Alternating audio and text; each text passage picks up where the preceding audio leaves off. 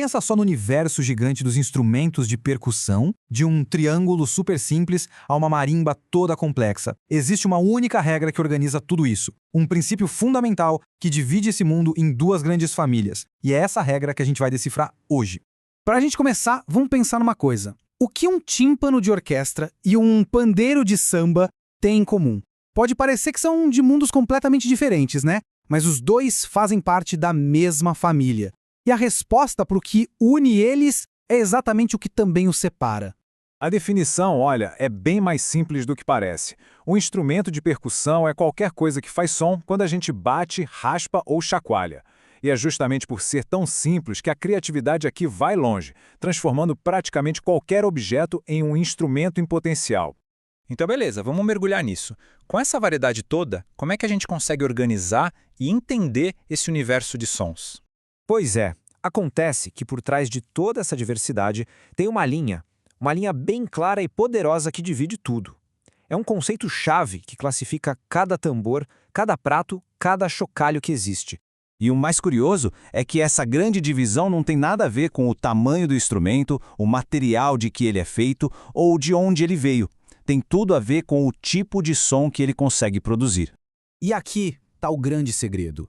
De um lado, a gente tem os instrumentos de altura definida. São aqueles que produzem notas musicais claras, um dó, um ré, um mi. Dá para afinar e, por causa disso, eles conseguem tocar melodias.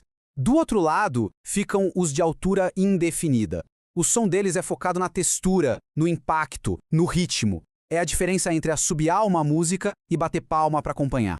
Bora começar então pelo lado melódico da força, o lado em que a percussão não só marca o tempo, mas também canta. O xilofone talvez seja o exemplo mais perfeito disso. É só bater o olho naquelas lâminas de madeira organizadinhas como as teclas de um piano que a gente entende na hora. Cada peça ali é uma nota musical diferente. Mas o legal mesmo é a física por trás desse som. As lâminas, geralmente de madeiras como a roseira, são cortadas com uma precisão absurda para vibrarem na frequência exata de cada nota. E aqueles tubos que ficam embaixo não estão ali de enfeite, não. Eles são ressonadores que amplificam e dão corpo ao som, criando aquele timbre seco, amadeirado, tão único. Dando um passo além, a gente encontra o vibrafone. Ele é tipo um primo tecnológico do xilofone. A lógica é a mesma, mas trocar a madeira pelo metal muda completamente o som. Ele fica cristalino, etéreo, com uma sustentação bem longa, poética. E a engenharia por trás dele é simplesmente genial. Depois que as lâminas de metal são tocadas, a mágica acontece. Dentro de cada tubo ressonador tem um pequeno ventilador elétrico que gira e cria uma ondulação no ar, produzindo aquele vibrato super característico. Junta isso com um pedal para controlar a duração das notas, igualzinho num piano, e pronto, temos uma das vozes mais importantes do jazz. Mas olha, a melodia na percussão não para por aí não. Ela pode vir do som brilhante e agudo de um glockenspiel, que até parece uma caixinha de música, ou do som grave e poderoso de um tímpano de orquestra. O tímpano, então, é um caso super fascinante. Ele é basicamente o único tipo de tambor que pode ser afinado para tocar notas específicas. E como? Com um pedal que muda a tensão da pele. Se tensiona mais, a nota fica mais aguda, se solta, fica mais grave. É por isso que nas orquestras a gente sempre vê um conjunto deles, cada um prontinho para cantar uma nota diferente e criar harmonias incríveis. Beleza. Agora, bora cruzar essa fronteira. A gente deixa para trás a melodia e mergulha de cabeça no coração pulsante da música, no território dos instrumentos que fazem a gente se mexer, a percussão de altura indefinida. E olha, se tem um som que é a coluna vertebral do ritmo moderno, esse som é o da caixa clara, ou snare drum. Ela veio das marchas militares, e aquele som agudo e cortante dela é uma das assinaturas sonoras mais fáceis de reconhecer no mundo. Mas afinal, qual é o segredo desse som tão particular? Tá tudo nessa pecinha aqui, a esteira. É um conjunto de fios de metal que ficam encostados na pele de baixo do tambor. Quando a pele de cima é tocada, a vibração faz a esteira vibrar junto, criando aquele chiado clássico. Sem ela, a caixa seria só mais um tambor. Com ela, vira uma lenda.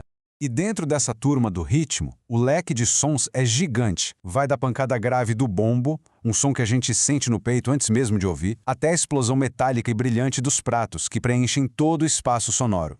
E o que acontece quando a gente junta toda essa potência rítmica num lugar só? Aí surge a bateria. Ela não é um instrumento só, é quase um ecossistema de sons de altura indefinida, todo montado para ser tocado por uma pessoa só. É uma verdadeira orquestra rítmica. E em gêneros como o jazz, a bateria foi muito além do seu papel. Ela deixou de só marcar o tempo para virar uma voz ativa na conversa da música. Caras como o gigante Art Blakey não só tocavam o ritmo, eles eram o ritmo, dialogando, provocando e liderando a banda inteira a partir do seu kit.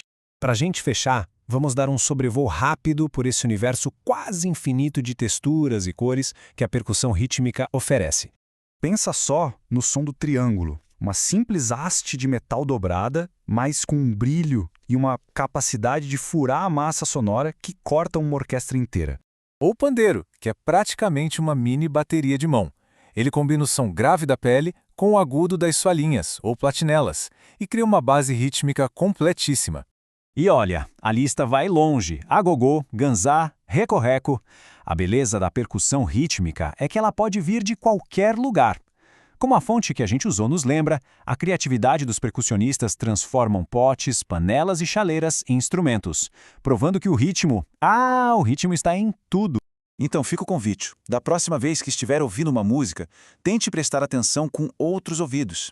A percussão está contando uma melodia ou está cravando um pulso? É uma nota definida ou uma textura rítmica? Essa divisão simples é a chave para entender a arquitetura de quase toda a música que a gente ama. E a pergunta que fica é: qual desses sons é que marca o ritmo da nossa própria trilha sonora?